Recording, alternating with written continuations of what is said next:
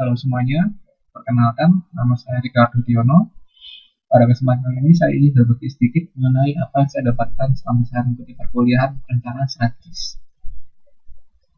Jadi bagi para penonton yang telah mengikuti video-video saya sebelumnya, saya sempat membahas di video sebelumnya itu mengenai pentingnya adanya strategis, terus pentingnya untuk mengetahui proses bisnis dari perusahaan yang kita lakukan.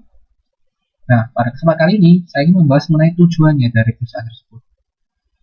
Jadi, pada kesempatan kali ini, saya akan membahas mengenai visi dan misi. Mari kita lihat saja. Jadi, untuk yang pertama adalah mengenai tujuan. Tujuan itu sebenarnya dikatakan sebagai visi dan misi dari perusahaan. Nah, pada gambaran ini kita bisa melihat visi dan misi. Visi dan misi.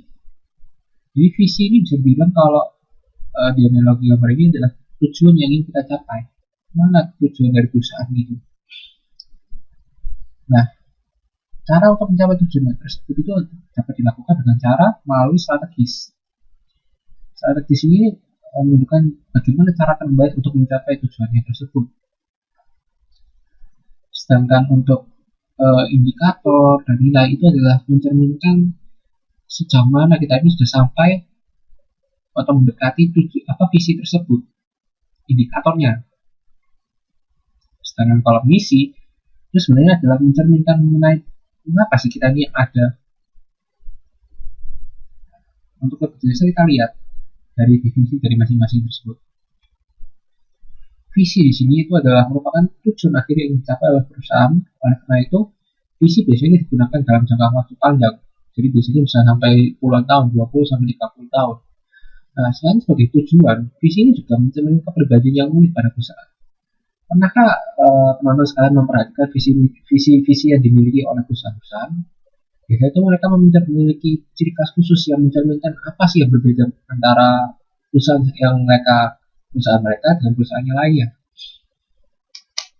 Nah, itu adalah ciri khas yang khusus dari visi. Namun kan ini dalam jangka waktu yang panjang. Lalu apa mungkin nggak sih kalau visi bisa berubah? Sebenarnya ini bisa jadi mungkin.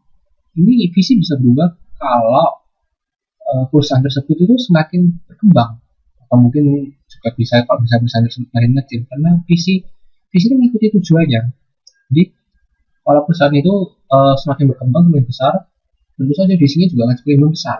Kalau dia semakin mengecil, berarti tentu saja perusahaan tersebut semakin kecil. Selanjutnya adalah mengenai misi.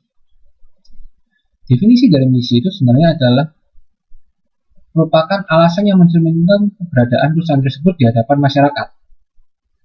Nah, tentunya visi itu akan menunjang agar perusahaan tersebut dapat mencapai visi. Lalu, apa sih maksudnya mencerminkan keberadaan perusahaan tersebut di hadapan masyarakat?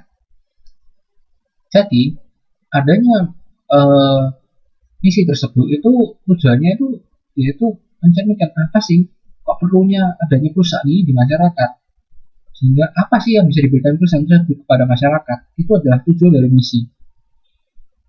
Nah, dari semakin berkembangnya misi tersebut di hadapan masyarakat, dia akan sedikit demi sedikit akan semakin mendekati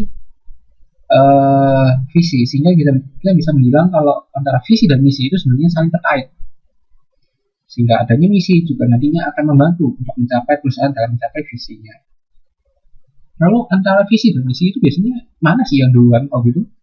Apa kita perlu mendefinisikan visi terlebih dahulu baru kita bisa mendapatkan misinya, atau kita bikin misi dulu langsung kita ada dulu terlebih dahulu untuk agar dapat mendapatkan visi?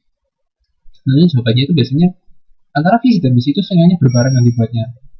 Jadi mereka semua berdua ini, visi dan misi ini nggak bisa dipisahkan. Jadi sekian dulu penjelasan yang akan saya sampaikan pada kesempatan kali ini. Terima kasih pada para penonton yang telah menyaksikan selama ini.